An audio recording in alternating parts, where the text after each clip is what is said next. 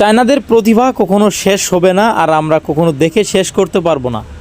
এই ভিডিওটা দেখলে আপনি কি বলবেন?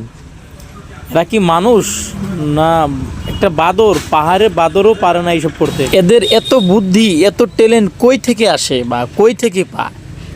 তাদের শরীরে কি হাড্ডি নেই? দেখুন তাদের কারবারগুলো। সত্যি খুব ভয়ানক একটি খেলা বা ভয়ানক একটি গেম বলতে পারেন এটি। আসলে কি সম্ভব এইসব করা? তাদের কিভাবে প্রশিক্ষণ করা হয়? হয়তো তারা ছোটোর থেকে এই সব ট্রেনিং নেওয়া হয়। এদের কি ট্রেনিং করার জন্য স্কুল আছে, না সব স্কুলে ট্রেনিং চলে?